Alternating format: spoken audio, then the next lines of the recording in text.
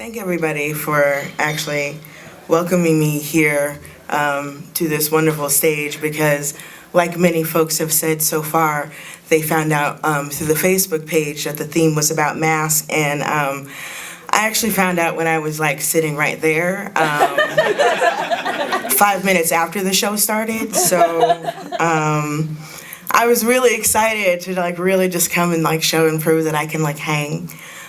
So in keeping with the theme of I can hang. In keeping with the theme of mask, actually the first piece I'm going to read is not actually written by me. It's written by a dear friend of mine named Brandon Lacey Campos, who was a phenomenal Black gay man who was close to me like family, and we struggled a lot, you know, because when you're talking about masks, and particularly when I'm thinking about February also as Black History Month and the many things that it also is to a lot of people, understanding what it means to kind of grow up in dual Americas and then adding sexuality on top of that, and then also sometimes gender. You understand what it's like to have to wear masks, and he published a book of poetry that I love and still recommend. It's called If It Ain't Truth, It Don't Hurt, Brandon Lacey Campos. And I'm going to read his piece, Big Sam. And I'm going to remove my glasses because I am old. I got an email the other day from Miss Carol Haynes, a newfound cousin. She wrote, "The Nichols family who owned us when we were slaves until most of us got free still has Big Sam in chains." Big Sam was a good nigger man according to the chapter called The Darkies in the Nickel Family History, and legend has it that Big Sam was the best team driving man in Greenbrier County. One day he turned a team of horses around in a narrow alleyway, and a white man offered to pay top dollar to buy that good nigger.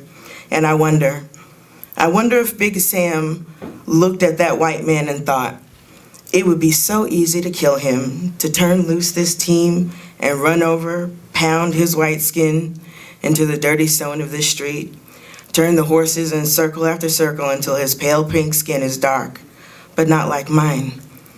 His skin would be bruised, dirty, the color of shit, ground, and snow. It could never be the deep shades of ebony, onyx, sun-kissed, carbon that is my holy African inheritance. I wonder if he thought these things while he samboed through gritted teeth, words digging double hands into the flesh of his tongue as he said, "Thank you, sir." Miss Carroll's email continued. She'd spoken with a nickel descendant that said, "Big Sam was such a good Negro man that my sister keeps a picture of him on her wall.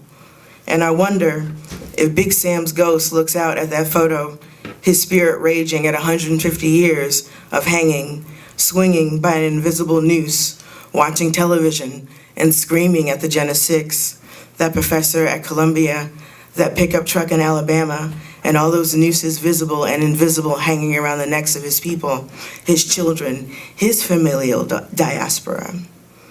Does he call on Yemaya and Oshun, Eleba and Ogun? Does he demand that Jesus climb down from his cross and take up his father's Old Testament's solutions? Fire, salt, boils, locusts, the bellies of whales. Does his spirit refuse to kneel before the throne of God because his knees were bent for too damn long? And does he stand outside heaven's gates refusing to come in until his picture comes down? And I wonder if he has found the peace that passes my understanding, if he can laugh and cry at the circumstances of his life, if he can turn the other cheek, if he can tell me how to calm the fire raging deep within my dark places, wet and primal, that I never knew existed until that day that I learned the name of our former slave masters, until I had the target for my sometimes inarticulate pen, that why behind my need to sing spirituals, not of escaping, but of taking back spirit beaten, hung, swung, raped, worked, and sold out of my grandparents. Why at 30, the internet knows more than I know about my own family. And I wonder if Big Sam was waiting for me like he waited for Loma, Juanita, and Drusilla? Did he meet them just at the other side of the setting sun and welcome them home? Did he watch as they shed skins that once imprisoned them?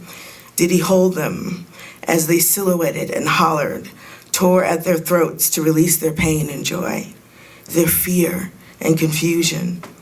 Did he walk them along that dark, uneven path towards understanding and catch them as they stumbled, stop them as they contemplated running back over the horizon to the bondage of the familiar, to the safety in constant aching? And I wonder how to rescue Big Sam, how to set free my great-great-great-grandfather, and how to tear down the wall strung up with strange fruit, blood fruit, my blood, my history. And I wonder if it's really Black Sam that needs free. And I do identify as a Black, queer, femme, of color, of size, progressive person. And when we articulate our love in these instances, in these days and times, it's a complicated thing. And sometimes it is the unmasking that is the most revolutionary act. So still with the mask. And the last piece, which is entitled The Blink of an Eye.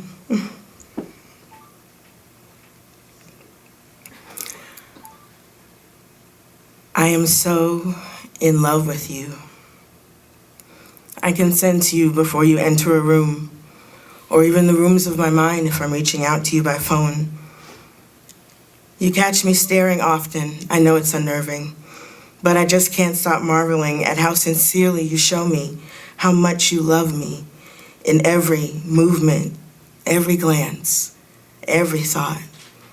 You draw me in to feeling safe enough to show you that I think you're brilliant.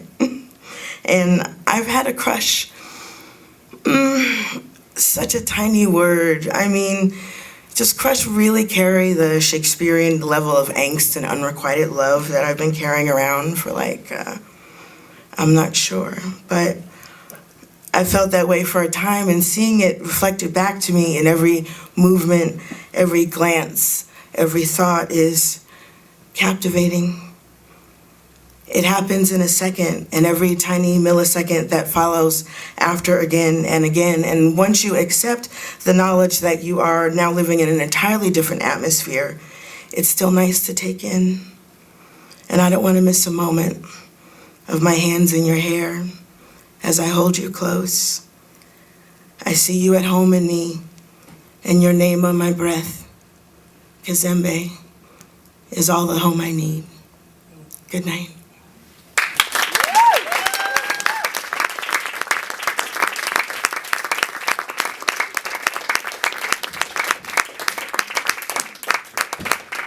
Let's hear it for Collette, y'all.